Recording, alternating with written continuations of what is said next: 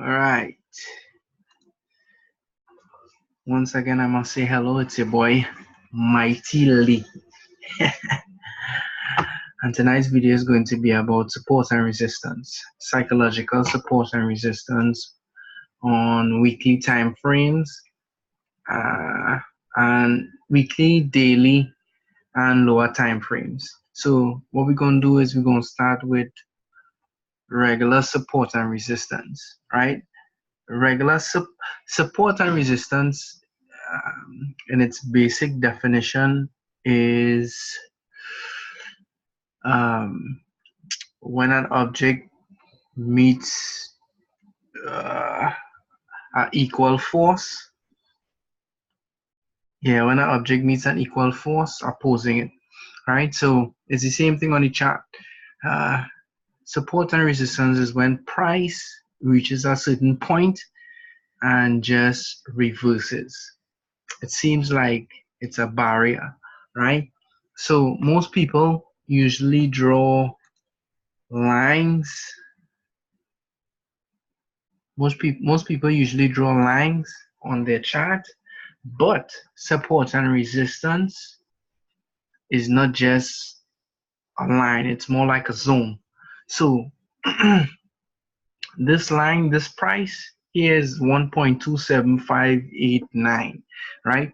But really and truly support, the resistance, it's more like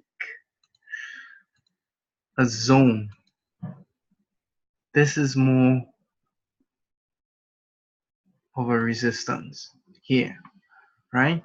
Now just using pound USD as an example, but this is basically a resistance zone, right? And the correct way to start drawing these lines, what we do is we switch over to the line graph. And the reason why we use the line graph simply because the line graph shows you the actual closes of each specific time period. Candlesticks give you a lot more information within those candles. They give you the highest point within that time period, the lowest point of that time period, the opening price, and the closing price. So candlesticks give you a lot more information than regular line graphs, right? So to start off drawing support and resistance, you switch over to a line graph and you simply put your support and resistance lines at the peaks,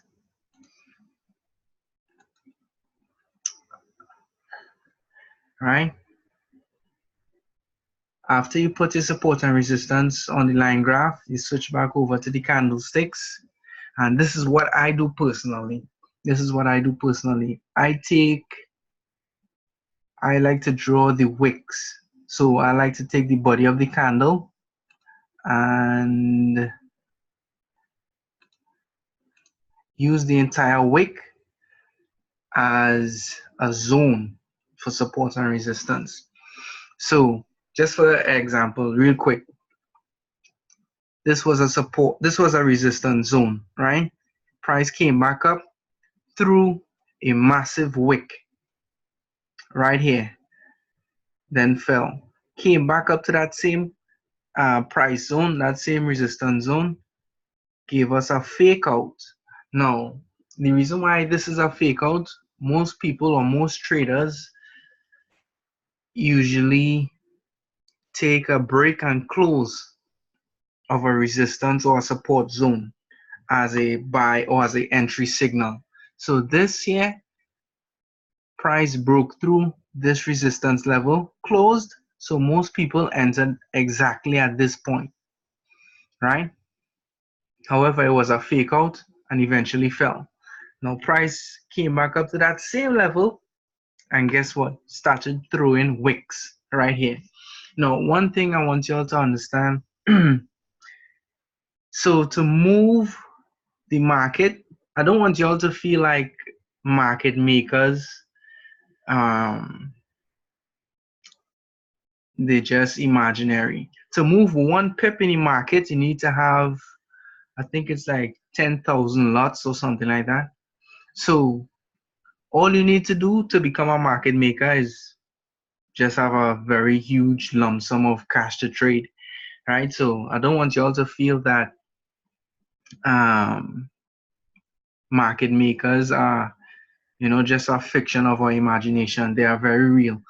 Um, just like in the crypto market, you have crypto whales, we have forex whales, we have people who have access to large amounts of fund and just take advantage of it, right?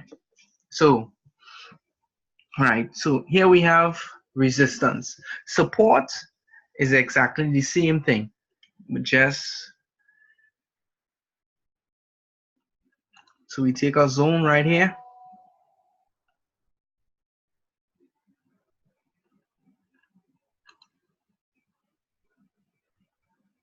and you draw a block around it. It's more like a zone, not a specific line. And what we could do, we could go all the way back, and we call this historical support and resistance. Most people like to go all the way back just to see how strong these support and resistance levels are. So let's just move this here. Sorry, we're using this resistance just for example. Price bounced around this resistance level uh,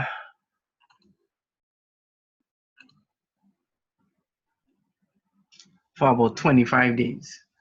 Right? So which means it got some strength, right? One of the other things that I want y'all to learn, that the higher time frames always carry stronger signals. So right now I'm on the 1 hour time frame, which is not too bad. That's typically what most retail traders choose to look at to do their analysis, right? But what I like to do personally, I like top-down analysis, which means starting from the weekly time frame and doing analysis all the way down to 15-minute time frame. So I start at the weekly time frame and make my way down to daily, then the 4 hour, then the 1 hour, then the 15-minute chart, right? Right. So this is historical. This is regular supports and resistance. Now what I'm going to show you is psychological support and resistance, right? Now I just want you all to try this maybe for the next week or two, but I want you all to look at the first 8 hours of the trading week. I want you all to look at the first 8 hours of the trading week, all right? And I call this the weekly support and resistance. This is the weekly support and resistance level. Most of y'all asked me, what are the best days to trade? And I simply responded that the best days to trade is usually Wednesday to Friday, simply because um, Sunday, Monday, and even Tuesday, there are continuations from the previous week. So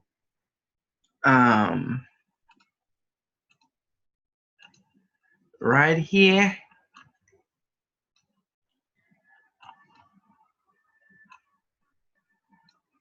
this green box here is very lighted, is very lightly shaded. This green box is the first 8 hours of price within last week, right? And as you can see here, this is Sunday, Monday, this is Tuesday. So Sunday, Monday, and Tuesday was a trap move for the remainder of the week. They really wanted to start a downtrend, but they enticed and they induced traders to believe that this was a long trade, right, for the first 2 days. And eventually, swoop, took all their money back immediately. Wouldn't even give you a chance to take a rest on it, right? So of course I use several different indicators in line with these stuff. I use the TDI. I use a lot of EMAs. Yeah, I use a lot of EMAs. I use TDIs and stuff, but they work, right? Um, what else? If you look at, I had some other charts marked up, like EJ. EJ did the same thing. EJ, this is Sunday, Monday. This is the psychological support and resistance, simply because a lot of traders um, a lot of traders are breakout traders. So what they usually do, they see a support and resistance, they set a buy stop and they set a sell stop, and they set a stop loss and leave. They close their eyes. So what if you're a breakout trader? You set your buy stop right at this point, set your stop loss at the bottom of the range. Then what's up? You go up in like 20, 30 pips, and then what happened? Stop loss hit. If you're not monitoring your trade at the time, your stop loss will get smashed, right? So all we're trying to do is we're just trying to trade with a lot more caution, because it's easy to trade a small account when it's not enough money, when it's not a lot money. So, but when you have larger accounts, you tend to be more careful. You tend to take your time, you tend to manage your risk, simply because you don't want to blow your accounts. You don't want to blow your life savings, right? So let's look at this right here.